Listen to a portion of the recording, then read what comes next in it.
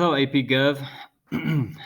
We are going to take a look at our Chapter 1 slide deck. This information is in lieu of in-person type lecture, but we're looking at the foundations of American government. And so we're looking at the features of a government, period. Obviously, there are four basic characteristics of a government. One, there has to be a population. So there has to be a population of people that are going to be governed.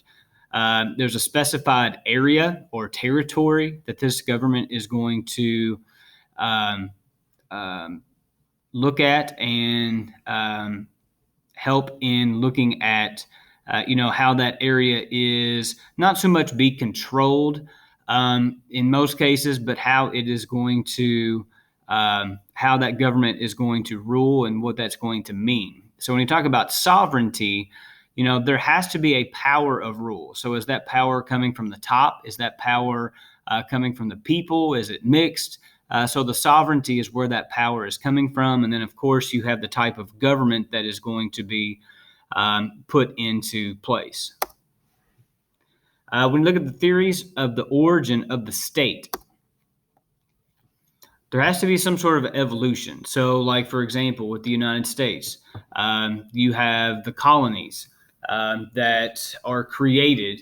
And through these colonies, we have the American Revolution. Through the Revolution, you have the formation of the United States, which creates the state or the country that we live in now. The force that is taken in order for that state to be created, the divine right. So, the divine right is looking at, our control and is that divine right coming from God? Is that divine right coming from, different types of entities? And then the social contract. So the social contract is a basic Lockean or John Locke idea that is looking at this agreement between the people and the government. And the people keep the government in line as far as voting and political participation, and the government is going to have and create laws through that democratic process. So what are your purposes of government? So when we look at the purposes of government, obviously objective number one is to protect the people. Sometimes when you look at different governments throughout the world, obviously the United States is going to be at the top of that list when you look at military funding. But protecting those people that you are governing is obviously important. You have to provide. So when you provide, that does not necessarily mean welfare or handouts. That is providing an opportunity, and in the United States, an opportunity to pursue that idea of life, liberty, and the pursuit of happiness. Different government systems. So you have your unitary, your federal, and your confederate. The next slide is going to give you a basic visual. So unitary is power is concentrated in the central government. And if you will look here in these examples, you can actually do your own research if you wanted to in looking at how these are going to play out. But in a unitary type government, the regional governments carry out decisions made by the central government. In a federal type government, you are sharing power. So in the United States, you have the national, state, and regional or local governments. And again, all these governments, those that hold positions, are going to be put there through constituents that are going to vote. All levels have the power to make their own laws, elect officials, and create the agencies in which make the government work. In a confederal type, the independent states join together in a confederation. And you see that one of the examples is the Articles of Confederation, in which the United States had the very first Constitution government ruling document that the United States had. But it delegates limited powers to a central government. So, right after the American Revolution, the United States was, in lack of a better term, scared of putting too much power with the central government. Because in England, you had King George, and King George was in power. He was the power. And the central government has powers given to it by the states. So the states had a lot of power, and the central government had very little, which became problematic when it came to levying taxes, when it came to protecting its citizens, and doing things that, when we think of the United States now, how the central government is able to do that.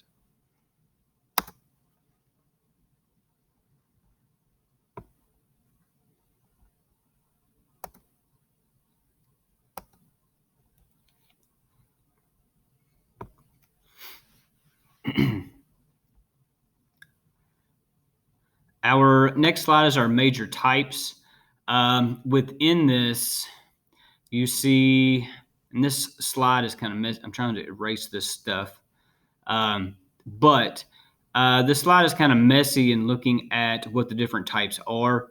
In some of your vocabulary, you'll be looking at some of these different types, but in a total rule, so a totalitarianism, dictatorship, a monarchy, those different types of examples are ones that are autocratic. And through these, you have a leader. So totalitarianism, dictatorship, you might think of like Hitler or Joseph Stalin. Monarchy, you think of kings. In an oligarchy, the main type is an aristocracy, which is going to put the aristocrats or the high class in power. And then a democracy, you talk about a republic, which is going to put some of that power into the people's hands, which these others just, they don't do that. And the basis of the republic comes from the Greeks, and your basis for what in the United States, what democracy looks like, is based on a republic.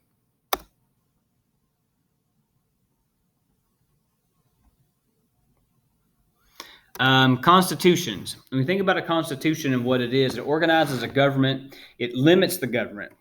It's going to list the rights of the citizens within the United States Constitution. You have a layout which is going to unfold how the government is going to be pieced together and how that government is going to give those rights to the citizens. You do have your amendments to the Constitution, which are changes to the Constitution. The original Bill of Rights are basic rights for the people. After your Bill of Rights, all of those amendments have to be made to change the Constitution. We will dive into what our Constitution or how it is laid out very soon. But within that, a Constitution is the supreme law for that country. To this date, the United States Constitution is the oldest supreme law for any country in the world. And something that when you talk about the language and how the founding fathers were putting that Constitution together, how it is laid out is very special. Because it has only been changed since the Bill of Rights 17 times. And you think about when the Constitution was ratified, and you look around 1787, 1789, and now we're in 2020. It's pretty cool to think about how few times that has actually been changed.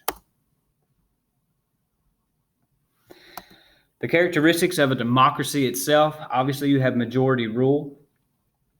There are some limitations to majority rule when you look at for example, the election of the president, which is requiring since the Constitution, an electoral college. And we'll dive into what that means exactly, if you don't, a little bit later in the class. Respecting the rights of minorities. Now that, as far as the United States is concerned, you can look at a lot of problematic issues when it comes to minorities. even within the idea of man versus woman. You can look at race and religion, but minorities, especially when you look at immigrants and this melting pot of a country that we have, minorities have struggled, and a lot of minorities continue to struggle even with some of the um, uh, issues that have been resolved or tried to been resolved through government action. The idea of equal opportunity, which kind of goes back to the same idea we were just looking at, full participation. In a perfect world, you would think that your citizens would participate in politics, participate in democracy. One of your study questions from this week is asking you to kind of research and look at voter turnout within the last decade and how that voter turnout has affected elections, specifically presidential elections. So, full participation is something that when you look at a democracy, you would think when you're given that power that you would practice it. But within the United States, that is not always the case. Free elections. So we do have free elections. There's nothing put in place that says that you can't run, other than some limitations on age and where you were born and things in that nature. But you are free to vote for who you want to vote for. That hasn't always been the case. When you look at the turn of the 20th century and you're looking at political machines and some of the things that are in place, we didn't always have secret ballots. So free elections has something that has evolved over time, even within the United States. We do have multiple political parties. Obviously, now we have a two-party system. Obviously, as you can see, there are flaws in that political system, as in any other political system. But right now, we do have two major political parties in the Republican and the Democratic Party. We do have third parties that pop up. Like right now, you have your Libertarian Party. And all these things we will take a look at, and we will even take a look at the evolution of political parties throughout the history of the United States and how that has affected government action. Loyal opposition. The idea of Democrat versus Republican, a lot of issues can at times get tied up with bipartisanship and looking at how individuals stick to conservative or liberal type ideas, which can be problematic in a democracy when you get this loyal opposition, because you're standing more with a party than maybe what is right.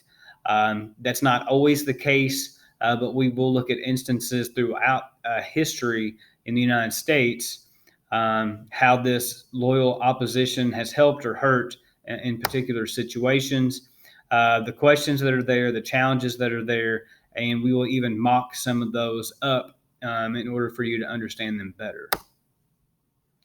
Your preamble to the Constitution,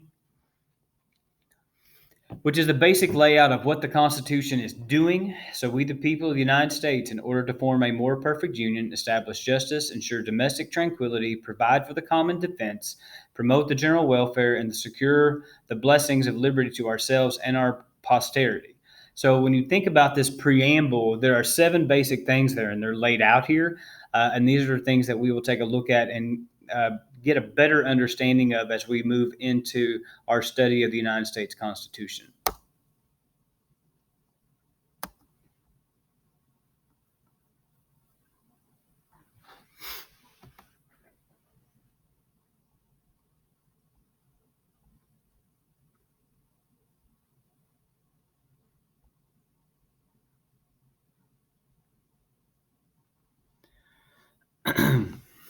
Even within the United States, you do have this idea of economic systems, how goods and services are distributed.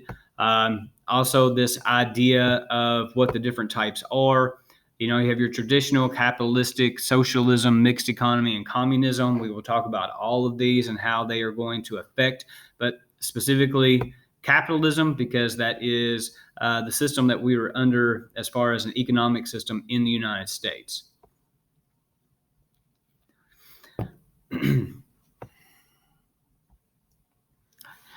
In introducing government in America, So what we just looked at are some very basic ideas of government that are based for all countries, specifically to the United States. Um, Politics and government matter, and they should matter. But Americans are apathetic, and most of you are probably realizing this at your young age, that they are apathetic about politics and government. You can look up some of these goofy YouTube videos of asking, who's our president, and unfortunately, a lot of people would know, or citizens of Kentucky might not know that Andy Beshear is the governor or who their representatives are, just very apathetic and not understanding the government. The American youth are not likely to be informed about government and politics and rarely participate in politics. And a lot of that has to do with your family. Most of the time, if you are raised in a Republican supporting household, you will also be Republican. The American youth are very, very more keen on new and upcoming ideas. Even in different areas of the United States, you can see the American youth being very active in politics, but the American youth is still taking on the idea of this apathetic idea or lazy idea in not keeping up with politics. Here are some graphs looking at disengagement. This is college students particularly. The fact of when you look at political engagement, if they're keeping up with politics, in 2001, you have 31%. In 2007, it's 37%. In 2020, if you looked at that, it would probably be around the same number. Just very discouraging, and why this class is important in order for you to understand how important political participation is and understanding the United States government better. So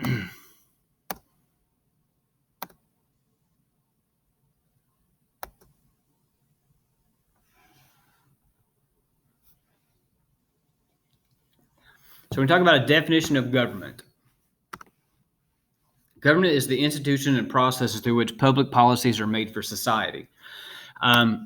Even within government, this definition leads to two basic questions. One, how should we govern? And two, what should government do? And if you look at what a lot of people, even on social media and things in that nature, even if you think about like right now in our current state with the pandemic and COVID-19, the idea of where or who makes the decisions, a lot of people have opinions about. So, how should the government work? Where's that power coming from? But the governments typically maintain a national defense, provide services, collect taxes, and preserve order. How they do that, we will get into as the class goes on. As far as politics is the process by which we select our governmental leaders and what policies they produce. So when you think about a particular definition about who gets what, when, and how, another thought on politics is the art of getting things done. And a lot of times compromises are made, and a lot of times compromises aren't made. So if you keep up with how laws are made and where they're coming from, politics in general are very, very difficult to understand, especially if you don't understand the basis of where these politicians are getting their ideas from different special interest groups, from their constituents, their own ideas, their own political parties. But when you think about politics itself, the art of getting things done is a good way to think about it and understanding just the basic idea of what politics are. When you think about the policy-making system, you think about people and the political issues that get on the policy agenda for our lawmakers and the legislative or the legislature. The people obviously are going to promote interests, problems, and concerns. That's our duty. That's our part of our political participation. The linkage to institutions, which are parties, elections, media, interest groups, are going to link the people to what we call policy agenda. This policy agenda are going to create the political issues themselves, And then you move into policy-making institutions, the legislature, the executive, the courts, the bureaucracy, and how the checks and balances system in the United States is going to work. From there, policy is made, and the people are then impacted. So if you look at this, the people start this type of policymaking system that you see there, but the people are also at the end, because not only do we create interest and concerns and voice those, but we are impacted directly by these policies. So the policymakers that we elect are not only listening, but they are making the policies which are going to affect us.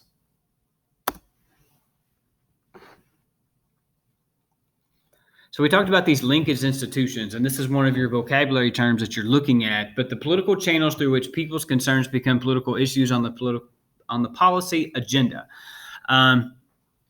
So these institutions are ones that are critically important. We do this through elections. So a lot of times in state elections or local elections, you might have particular chances to vote on actual policies.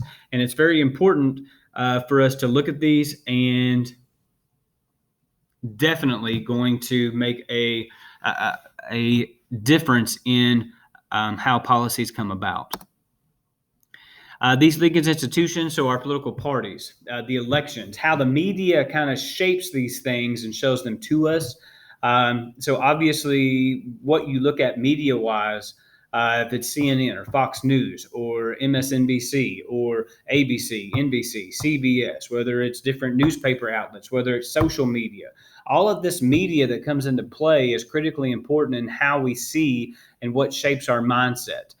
Interest groups are also those that create and help in pushing particular policies and ideas that the lawmakers are going to pay attention to. Policy agenda. The policy agenda are issues that attract the serious attention on public officials.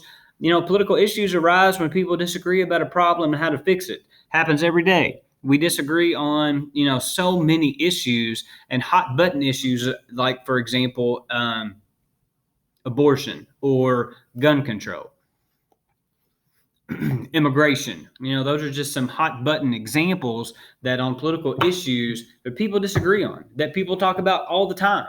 And the media portrays these things in particular ways, whether it's a conservative or liberal type news outlet. If you pay attention to like NPR, or you look at something that say it's unbiased, that just report what happens, sometimes, we get to make our own decisions.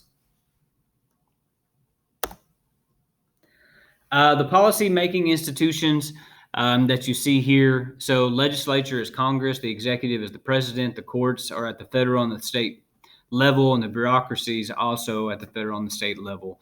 But these policy-making institutions are the government. We do have a checks and balances system in place. So the president can't always just make a law. Now, there are vetoes and there are other balances or checks and balances that the three main branches, the legislative, the executive, and the judiciary or the courts, have on each other to help make democracy work.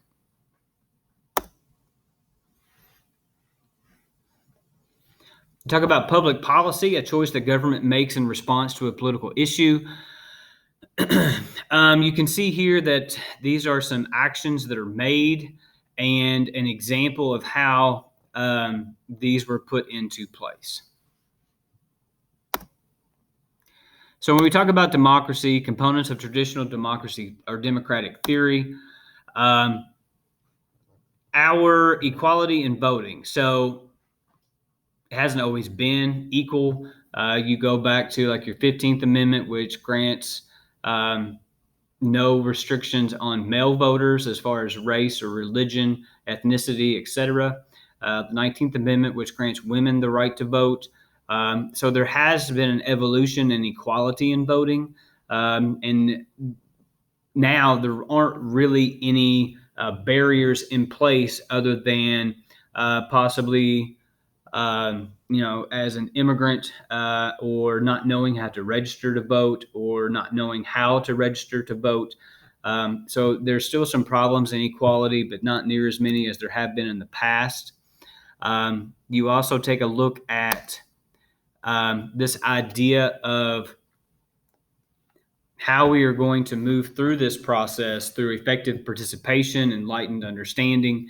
And it's not always the easiest thing for citizen control of the agenda.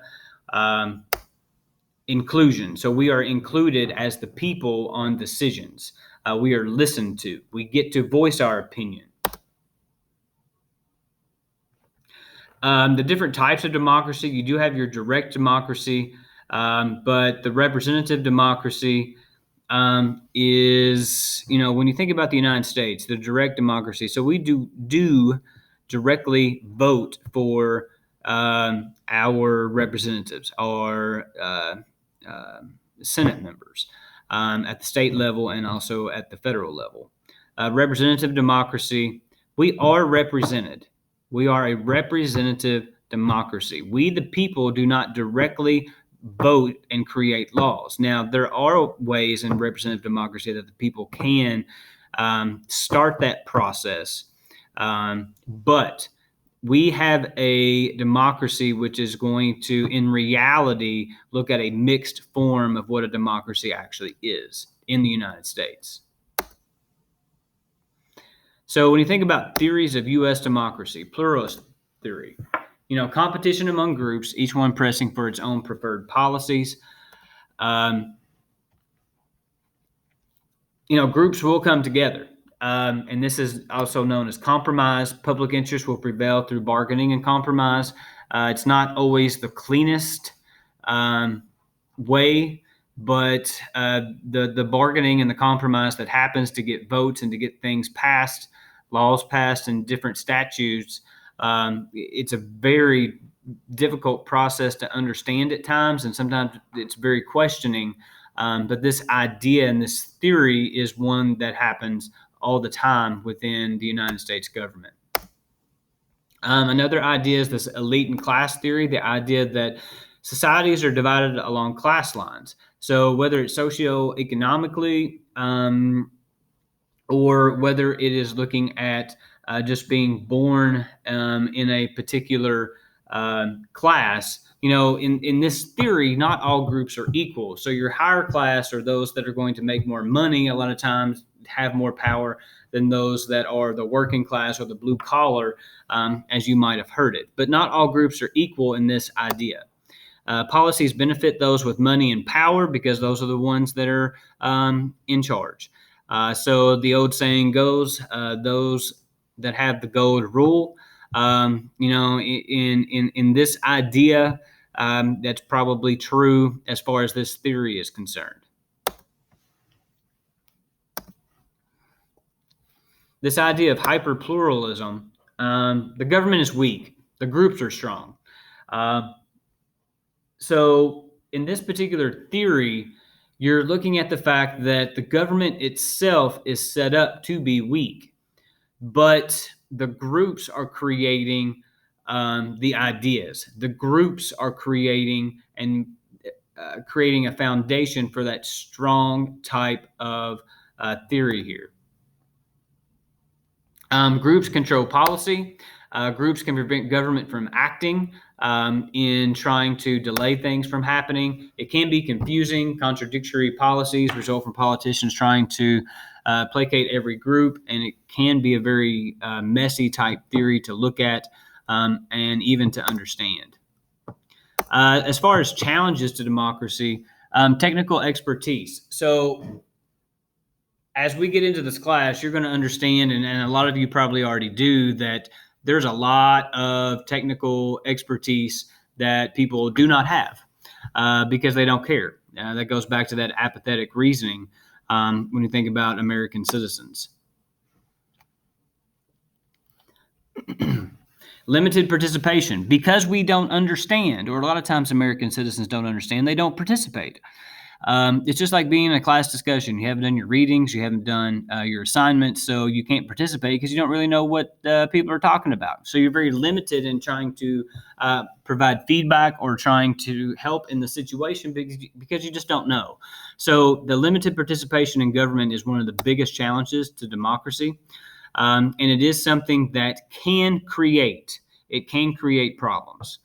Escalating campaign costs. So every year, campaigns, it's an ungodly amount of money that goes into campaigns, especially at the federal level and even at the state level. You talk about the idea of longtime running senators, like, for example, Mitch McConnell from Kentucky, which is the majority leader in the Senate. So Kentucky has a senator that is at the highest point that you can be within Congress and the majority leader. And, there seems to be a lot of power there, but he also has a lot of money to put into these campaign costs and a lot of supporters that are going to fund him. So those costs keep going up and up, which make it more difficult for challengers to be able to overcome the incumbent. You have a diverse political interest. So you look at the United States and people across the board, political interests are different in different regions because the country is so large. You have agricultural regions. You have your more urban regions, and their political interests are just different. They are different because geographically, the workers, those that are educated, those that uh, put in their time to try to escalate what their political interests are, it's just very diverse, and it can be problematic. And that is why you have, Congress set up the way that it is. There can be policy gridlock because of this. Because again, bipartisanship, just sticking to your guns and sticking to your party instead of compromising, can create gridlock with policy. Culture and democracy, talk about political culture, an overall set of values widely shared within a society. So, the values that are shared in, let's just use Kentucky as an example. In Eastern Kentucky, you have, coal mining, and you have some socioeconomic problems with low status when it comes to socioeconomic status. You go to Central Kentucky and even Western Kentucky, a lot of your citizens within the state are going to be better off than those in the eastern part. So Kentucky in itself is very unique in the fact of the political culture that is there. And even if you look at local versus like federal elections, how people vote is very interesting to look at, and something that we will take a look at specifically, looking at political culture. Here's some ideas looking at American political culture. These are terms that we will look at specifically, but American political culture is one that across the board can be very difficult to understand. So in summary, in what we've looked at, young people are apathetic about government and politics, even though it does affect everyone, something that hopefully you all can start at a young age being involved and being knowledgeable about what is going on politically within the United States. We do have a democratic government within the United States and how it is governed, in which it consists of those institutions that make policy that will benefit the people, or hopefully benefit the people. What government should do to benefit the people is a topic central to questions of American government, and it should be at the top of your list about how government should benefit the people.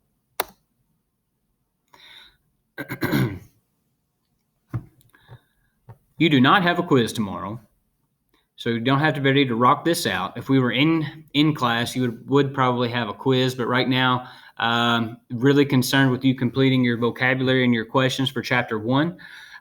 This video hopefully helped you in understanding some of the ideas about democracy itself within the United States and the government that is put in place, but it's a very basic introduction.